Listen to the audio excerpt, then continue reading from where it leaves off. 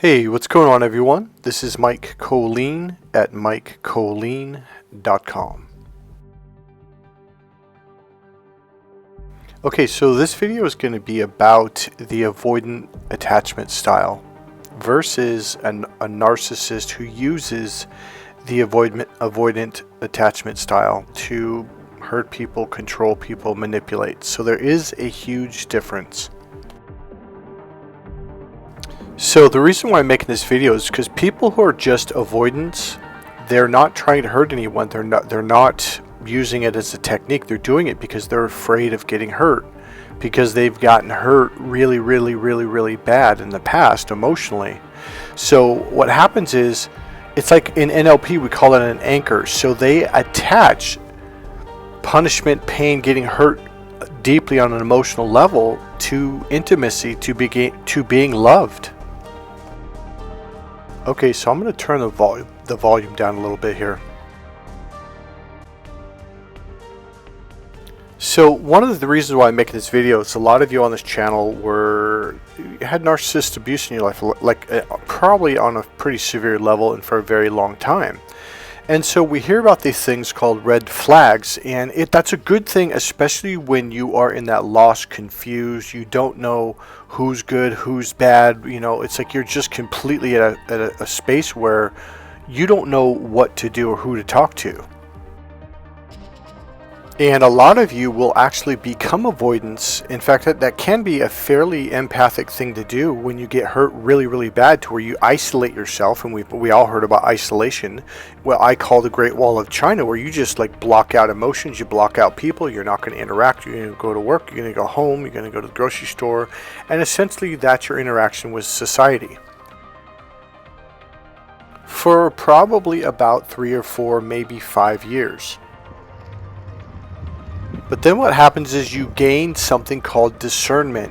See, during that isolation phase, as I've said in videos in the far past, is that isolation is where your brain is doing something in NLP and hypnosis that we call transderivational search. In other words, you're going back to your memories, because what happened is you got hurt so bad, you popped and something happened.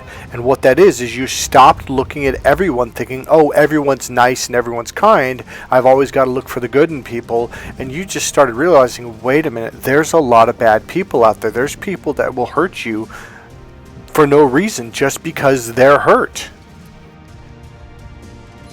So your whole belief system kind of takes a knock, like a really hard rock, and meaning it gets knocked off its pegs, and you're going, okay, what's going on here? Like, I mean, I thought you had to look for the good in people and see good in everyone, and you had this not one experience but multiple for decades, and you finally go, wait a minute, this is not working. There are some really dark, bad people out there in the world, and I have got to stop looking at everyone like, oh, there's good in everyone. You've got to realize, no, there are some people where their whole intention, before you even met them, the minute they saw you, they started to stalk you. They tried to figure you out, to hurt you, to damage you for no other reason than maybe you were just having a good day. And as we know about narcissists, if they see someone that's happy, well, they want to ruin their day and probably even their life, just because you're a happy being. So that transderivational search essentially is those years that you isolate, where your unconscious mind is going back and forth between past memories, current memories, your new realization, and it's doing a comparison analysis, and it's starting to go, wait a minute, I'm starting to see where I went wrong. And at the very end of this 2, 3, 4 year phase, you begin to develop something called discernment, and once you get it, you still take some time where you're kind of isolated, but you're opening up to people a little bit, and you're starting to take a look at them, okay? And you're starting to realize, like, wait a minute, I'm starting to pick up on this person has bad energy, or they did something mean to me, versus overlooking it and just, oh, well, they're a good person, they just having a bad day. So you're starting to go, okay, I've got some tools here. I'm beginning to discern, and I have the ability to tell the difference between this is a good person who's having a bad day versus this is a person who's a bad person, period. So there's a growth factor in here. Now, a lot of dating and relationship coaches will just come across and just go, oh, there's red flags, avoid this person, avoid that person, indirectly basically making you into an avoidant by just saying, just seeing red flags is a form of blindness. Now, here's the deal. Some people become avoidants because they were damaged by narcissists, and these people are empaths, okay? Again, there's a difference between an avoidant and someone who is a narcissist doing avoidant tactics to trap you, to trick you, to manipulate you, to hurt you. An avoidant won't do that. They're basically saying, I just want my space, leave me alone, and they probably won't even say that. They'll just won't talk to you for a few days, etc. And they're not doing it to hurt you. They're just like, I'm getting close. Okay, here's an avoidant. Here's the essential core piece of it. When they start getting close to you emotionally, and now here's the deal. If you're an empath, well, that's what's going to happen because you're an open being and you connect on an emotional level. When they start to open up, they get scared because it literally triggers them to go into fight or flight. Now, these people are very, very kind, loving, good people. These are extreme. And that's what you're going to notice. This is just a really nice person.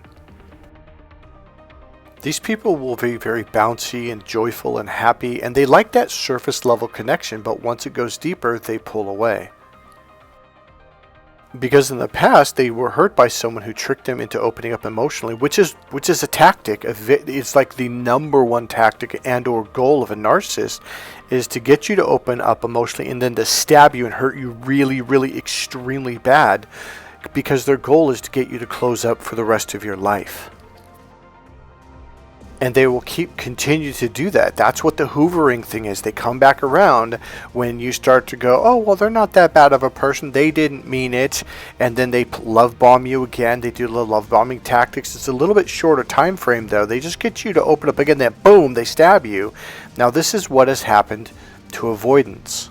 And eventually, they're just they begin to develop the style of they can be friends with you, but there's no emotional connection. And if there becomes one, they'll pull away.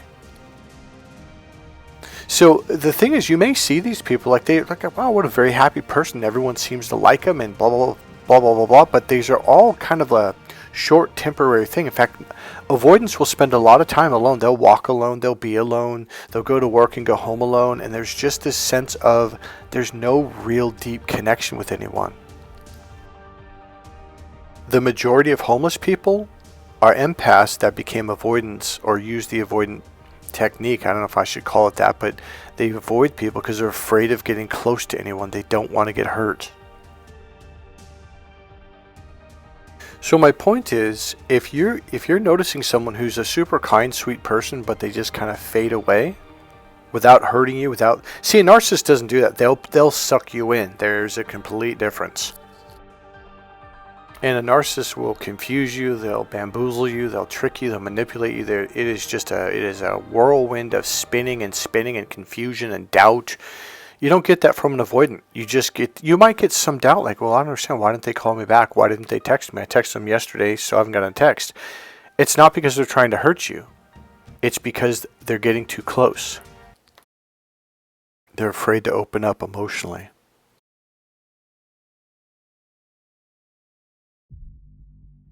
Now, for those of you if you're in that phase where you're really, really damaged and you are confused and lost and you're going onto YouTube, watching all these channels on narcissist abuse, well, how do I deal with it? What is it? What's going on? That's probably a time where you just listen to the red flags. Because if you're bumping into a good person who happens to be an avoidant, it's probably not good for the two of you to interact because you're so damaged and you're trying you're basically tearing down your foundation, which is what the isolation phase is, to rebuild a more solid foundation. So at that point, probably just listening to red flags is fine because you're not going to help them, they're not going to help you, it's just going to be another train wreck. So go ahead and go through your isolation phase, what I call the Great Wall of China. Build your foundation, do that transderivational search where you're going back in memories. Now, a lot of you, when you went through that phase, a lot of memories came up, didn't it? For a long time. Memories you hadn't even thought about in 15, 20, 25 years or longer. And you're like, whoa, where's this cut? Like, it literally just pop up. Well, that's your unconscious mind doing that transderivational search, that what I call a comparative analysis, going, wait a minute. I misunderstood that situation. So you're starting to get clarity. So this is a really good thing for you to go through this isolation phase, because what's going to happen from it is you're starting to gain discernment. And once you pop, you'll know, all of a sudden you'll just know. You'll talk to someone for 5 minutes or maybe 2 or 3 or 4 times, go, oh, wow, this is a narcissist, or oh, this is just a hurt person who's actually has a good heart. They're just, they have this strategy because they're trying to protect themselves. So you start seeing the difference. Now here's a cute video of a kitten going through this actual thing, because animals that get abused literally do the same thing. They want to be loved, but they've been abused so bad that they lash out at anyone that's trying to get close to them. So I may have to turn the song off because of a YouTube strike, but I'm going to put the video in now. And you should get the music with it, but just watch the video and see what happens. I'm going to keep my music in it because that can kind of blend it to where YouTube may not put a strike on it.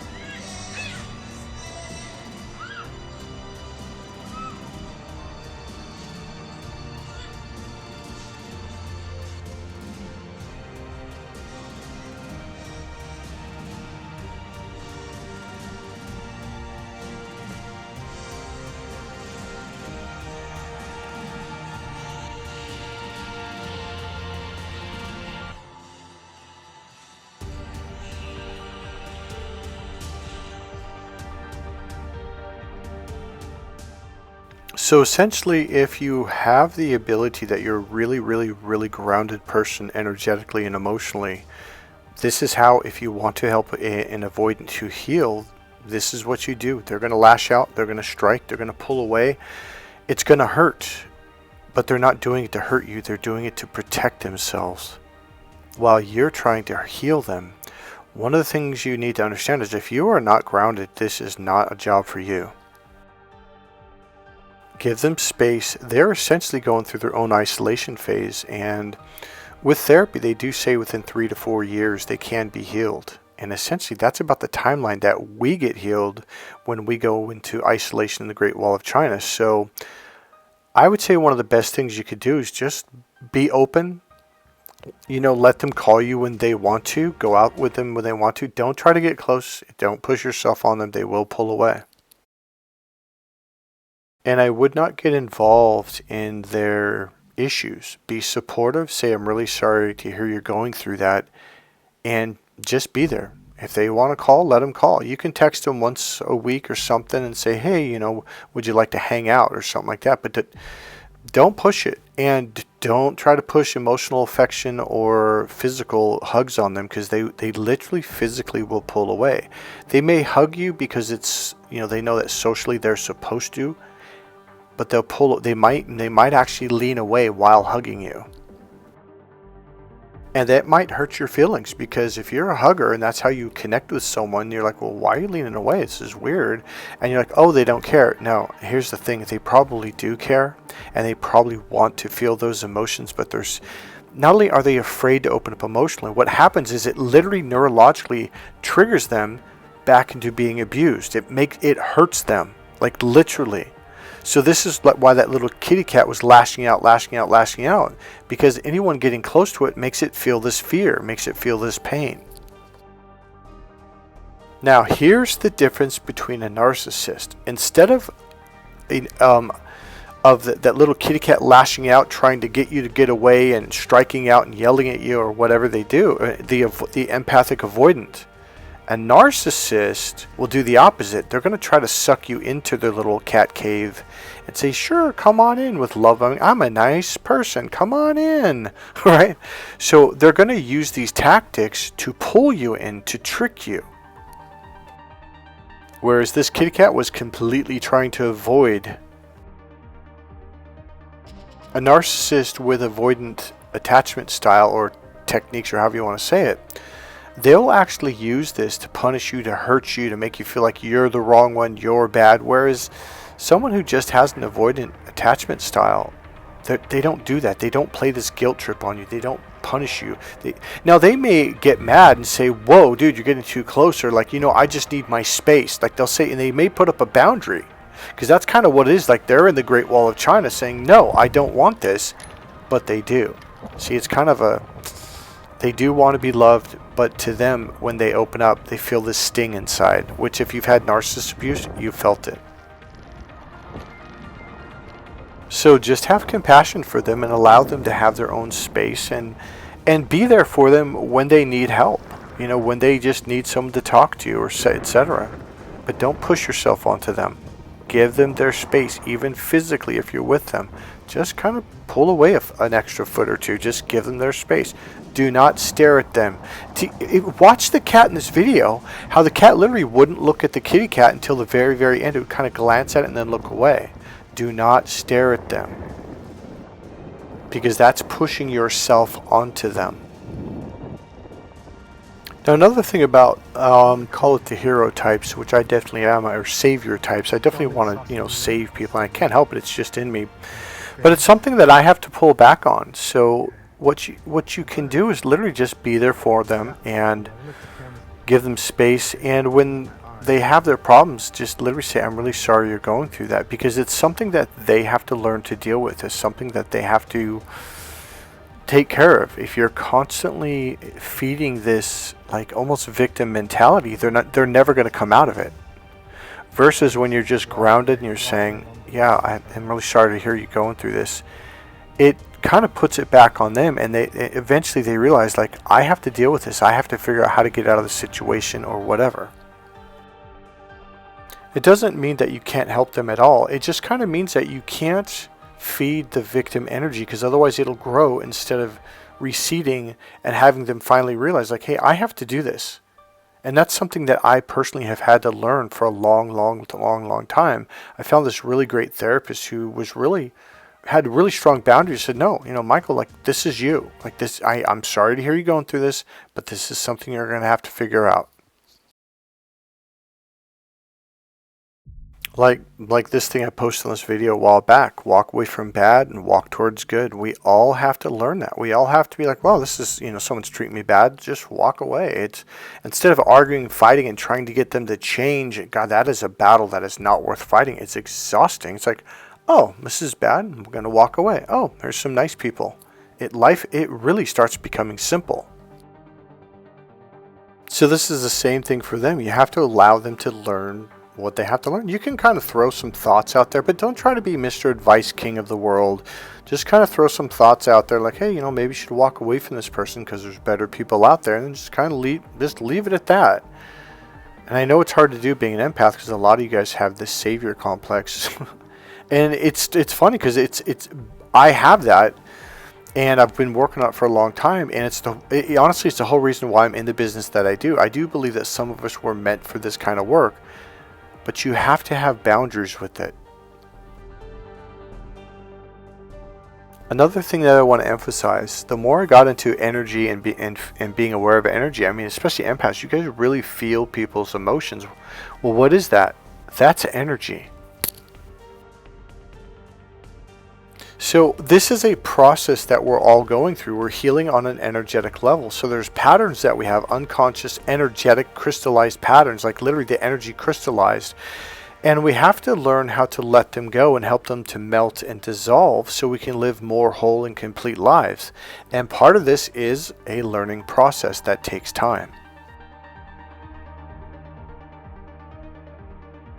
So I'm going to leave it at that. You can be there for them with space. Allow them to have their space. And if they come to you and ask you for help, they need a friend, that's fine. Just don't get too involved in their situation. You need to allow them to, maybe say, recommend a book. Say, hey, here's what helped me, or teach them something that you learned. But don't be Mr. Information Machine.